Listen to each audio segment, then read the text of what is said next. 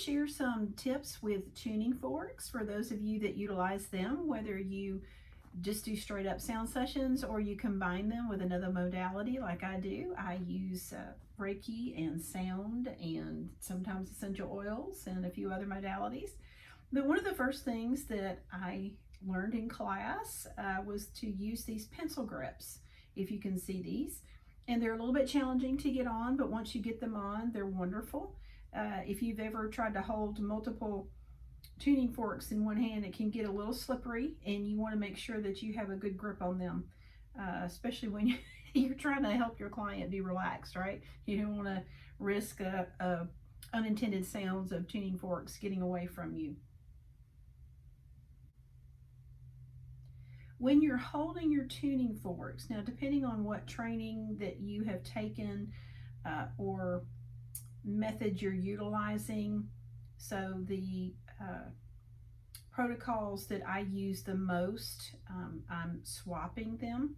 I'm doing, this is a C and a G, a perfect fifth. And so when I'm using these, I have noticed that when I go to do a hard tap, as opposed to a soft tap, when I go to do a hard tap, probably because I'm left-handed, I get a different effect than if I have the larger, heavier tuning fork in my left hand. So I'm able to get a more delicate touch.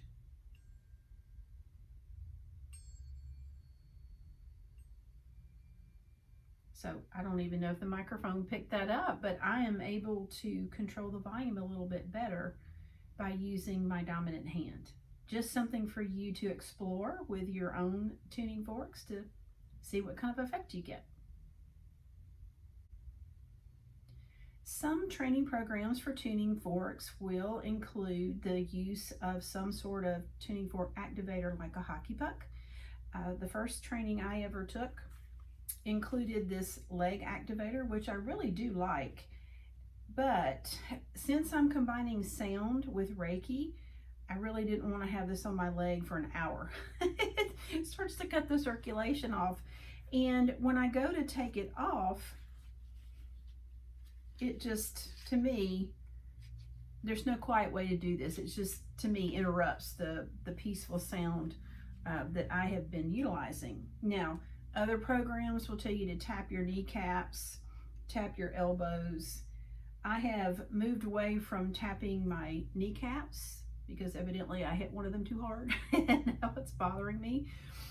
I have hit a funny bone before, and that was not very funny. It hurt really badly. So what I tell students is when you're activating your tuning forks, make sure you're watching what you're doing and you're not getting in a hurry, okay? That's the main thing. These babies love to show out, okay? So you have to keep your eye on them at all times, and that includes when you put them back down. And I'll show a picture later of how I have mine. So, they get next to each other and they want to, they want to just, sing. They just want to show out, like I said. One little thing that I have started doing when I am utilizing the soft taps by the client's ears is I will put my ring finger on the bottom of the stem so that I can feel the vibration in the tuning fork longer than I can actually hear the tuning fork, so that I don't take the tuning forks away from the client's ears too soon. And as far as moving in and away from your client's head, their ears, I typically use a very slow motion. In training, when we're practicing in class, we're kind of not paying attention to technique or finesse. We're just trying to get the hang of the whole thing. But as I have worked with these with people, it just, once you get into the flow, the energetic flow yourself, and then I always check to see if they're still ringing, and that tells me I need to hold them in place a little bit longer. So as you work with them yourself, you'll get a feel for how long that vibration is going to last. And a lot of that depends on how hard you tap them before you put them by their ears. I love working with the auto tuning forks on the body, especially at the end of a session. I love to use auto on the bottom of the client's foot to help ground them before they leave. Now, these two auto tuning forks, this one with the shorter stem is from Biosonics. Love my Biosonics tuning forks. This one with a longer stem is from Metavibe, and I really like to use this one on the feet because of the longer stem. I'm able to activate the tuning fork and flip it around. I've got more room to work with as I put this at the bottom of the client's foot and hold on to the foot, because I'm actually doing Reiki as well. So by having my hand on the person's foot, I can feel the vibration and how long it lasts. Now, as far as where you place it on the bottom of the client's foot, you may want to refer to a reflexology chart if you're want to be particular or intentional about where you're placing it.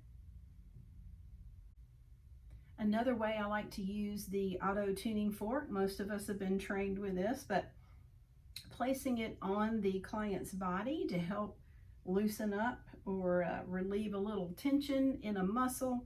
Now, one thing I like to do is place my fingers on either side of the stem, again, so I can feel how long the vibration lasts. And also I can do Reiki at the same time. I know in Reiki we're taught to keep our fingers together and all that, but you kind of adapt as you go, right? Now, my auto tuning forks have these crystal footers on them. One is cobalt, one is tiger eye, and I got these footers from Biosonics. So you can check out their website and see the beautiful options they have. I have one other auto tuning fork with a pointed tip on it and an amethyst at the very end. So pick your favorite gem and enhance your tuning forks and enjoy.